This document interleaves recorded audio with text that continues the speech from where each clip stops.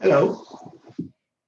In this week's portion, Hekev, Moses recounts how he broke the first set of tablets of the law once he saw that the Israelites had engaged in idolatry by building and worshipping a golden calf. Quote, and I saw, and behold, you had sinned against the Lord your God. You had made yourselves a molten calf.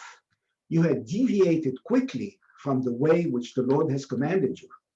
So I gripped the two tablets, flung them away with both my hands, and smashed them before your eyes. Unquote. This parallels the account in Exodus. Quote, as soon as Moses came near the camp and saw the calf and the dancing, he became enraged, and he hurled the tablets from his hands and shattered them at the foot of the mountain. Unquote. Why did he do that? What purpose did it accomplish? Wasn't it an affront to God, since the tablets were holy? Didn't it shadow the authority of the very commandments that told the Israelites not to worship idols? Was it just a spontaneous reaction, a public display of anger, a temper tantrum? Did Moses just forget himself? Why didn't he just return them to God, or at least get God's approval before smashing them? Yet, he was not admonished. Our sources offer 6 answers. First, Moses smashed the tablets because God told him to do it.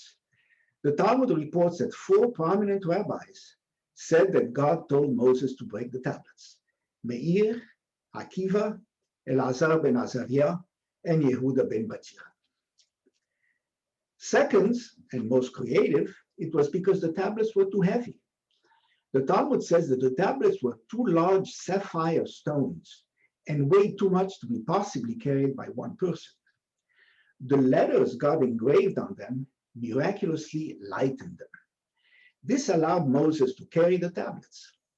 When the latter saw the golden calf which the Jewish people had made, they were revolted and flew out of the tablets back to their divine source, leaving Moses with a burden he could not bear. So Moses dropped them. It's been calculated that the tablets weighed 1,000 pounds. Third, it was because idolaters have no stake in the Torah.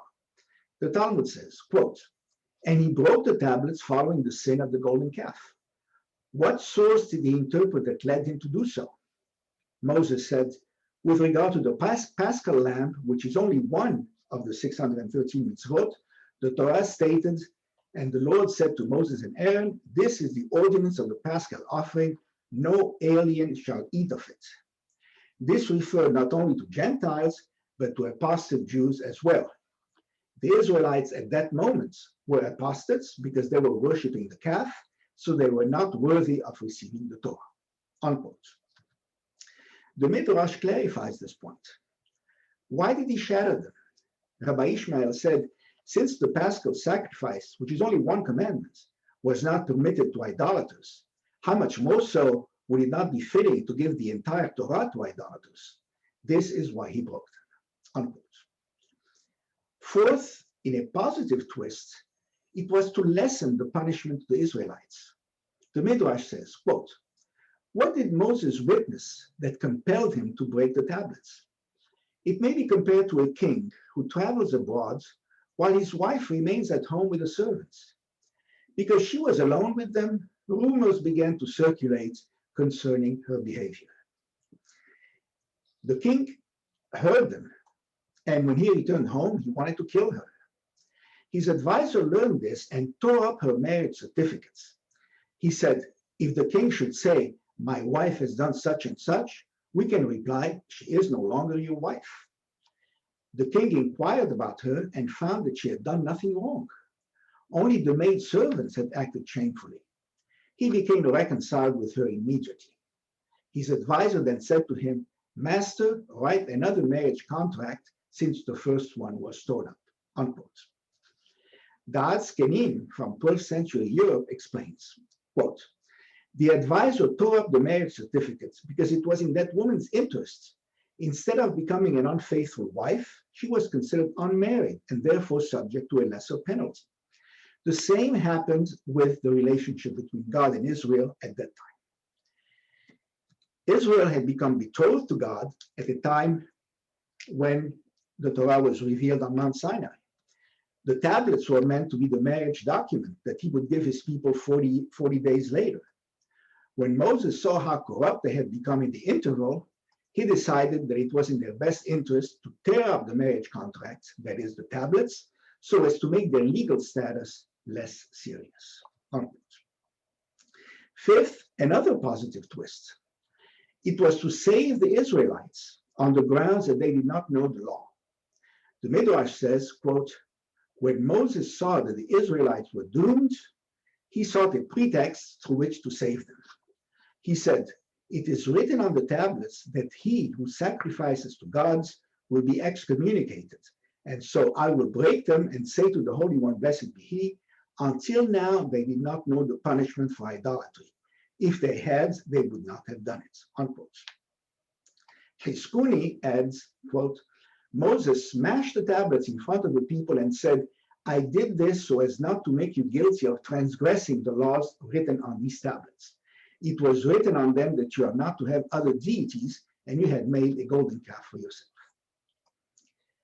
Sixth, it was to commit a sin that would make him, Moses, share the punishment of the Israelites. The Midrash says that Moses broke the tablets because he thought God would destroy the Jews for their sin and create a new chosen nation from Moses and his descendants. Indeed, back in Exodus, God tells Moses, quote, now let me be that my anger may blaze forth against them and that I may destroy them and make of you a great nation. The Midrash concludes, upon breaking the tablets, Moses told God, now I am a sinner just like them. If you decide to eradicate them, destroy me as well, unquote. What do the last three explanations have in common? It is the fact that Moses placed his people above the Torah.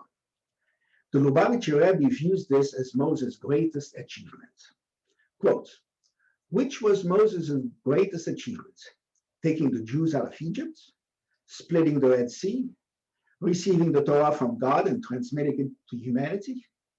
If we are to judge by the Torah's final summation of his life, Moses' greatest deed was his breaking of the two tablets of the covenant, inscribed with the Ten Commandments by the very hand of God, unquote.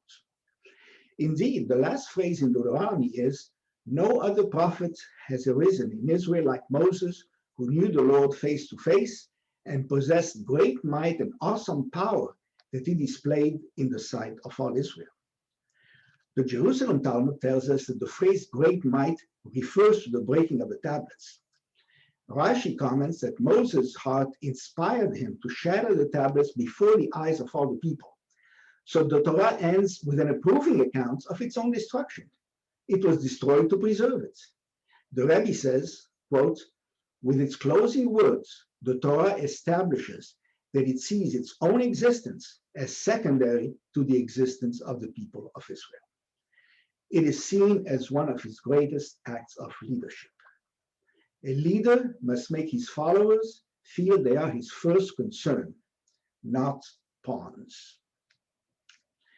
Did God approve the breaking of the tablets? Yes, the Talmud derived this from a play on words. Quote, and from where do we derive that the Holy One, blessed be he, agreed with Moses' reasoning? Because in the Torah, God refers to the tablets as follows. The first tablets which you broke, Asher Shibarta. And Resh Lakish says the word Asher refers to the phrase Yishar Kohacha Sheshibarta. May your strength be enriched by your breaking of the tablets. This is the origin of the phrase Yasher Koach, or Shkoyach in Ashkenazic. It means your action was worthy of my validation and may it strengthen you. The correct version is what is in the Talmud, Yishar Kohacha, but most people say Yasher Koach anyway. Yasher Koach was originally intended to complement the Torah reader. In antiquity, the scroll was held upright while read. So Sephardim made Sifrei Torah in self-standing hard cases. Ashkenazim didn't. So their Torah reader had to be strong enough to keep the Torah scroll upright while he was reading from it. So he was told, Yasher Koach, more power to you. We use the phrase today to wish strength to those holding the Torah, but the original meaning refers to the incidents in which the Torah was smashed on the ground. The Midrash even says that God rewarded Moses. Quote, God told Moses, do not feel bad about the first tablets, for they only contain the 10 commandments. However, the second set of tablets I'm giving you will also have halachot, midrash, and agadot, the oral law. The Talmud adds that Moses became very wealthy as a result. Quote, Rabbi Hama, son of Rabbi Hanina, said, Moses became wealthy only from the waste remaining from hewing the tablets of the covenant. As it is stated, hew for yourself 2 tablets of stone like the first. The command hew for yourself means that their waste shall be yours. As the tablets were crafted from valuable gems, their remnants were also valuable. However, Moses treated the Torah with generosity and gave it to the Jewish people. Unquote. The Talmud says, this is one of the things that Moses decided on his own, and his decision was in accordance with the will of the Omnipresent. Now, was Moses really angry or pretending? Maimonides said in his Mishneh Torah, anger is an extremely evil tendency. One should distance oneself from it by going to the other extreme. One should train oneself not to get angry, even when something appears to justify it. The ancient sages said, one who yields to anger is as if he had worshipped idols. Whoever yields to anger, wisdom leaves him if he is wise, and prophecy leaves him if he is a prophet. The life of an irritable person is not a life.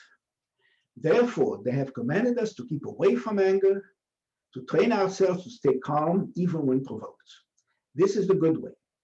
The conduct of the just is to take insults, but not give insults. Hear themselves flouted, but make no reply. Do their duty as a work of love and bear affliction cheerfully. Unquote. But he also adds that it's sometimes useful to act angry. Quote, if one desires to instill reverence in his children and his household, or in public if he's the head of a community, and he wishes to show them his anger so as to bring them back to the good way, he should only act angry in their presence so as to reprove them. But within himself, he must remain calm. He should act the part of an angry man when in reality he is not angry. So maybe Moses' action was just an act. That's why parents sometimes put on a show of anger in front of their children for shock value, the equivalent of shock treatment.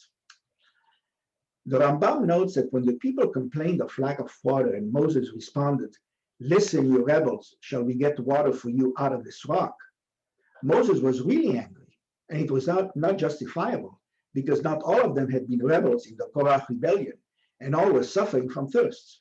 So God did not forgive him, because it was real anger. But God quickly approved when he broke the tablet, seemingly in anger. Why?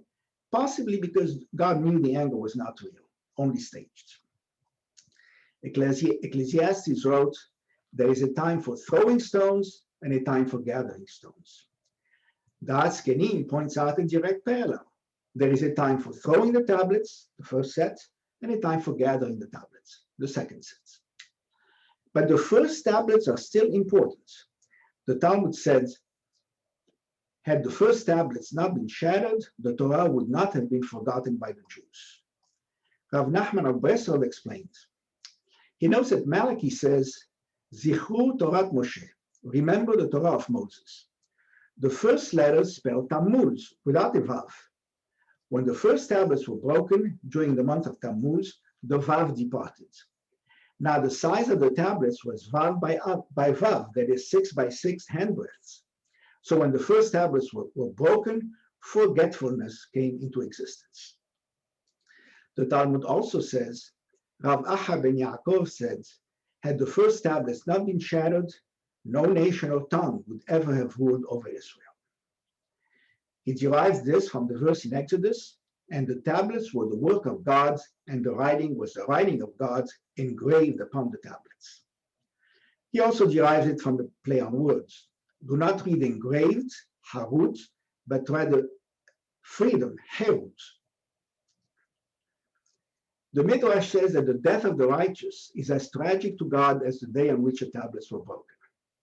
Quote, Rabbi Yudan asked, why was the death of Aaron recorded in close proximity to the breaking of the tablets? Simply this, to teach that Aaron's death was as grievous to the Holy One, blessed be he, as the breaking of the tablets.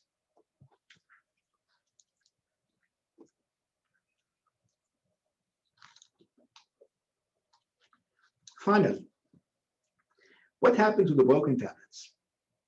The Talmud says that they were still holy and its pieces were preserved. Quote, from where does Rabbi Meir derive that the broken pieces of the first set of tablets were placed in the ark?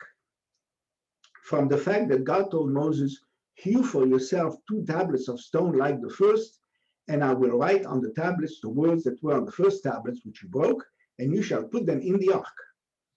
This teaches that both the second set of tablets and the broken pieces of the first set of tablets were placed in the ark.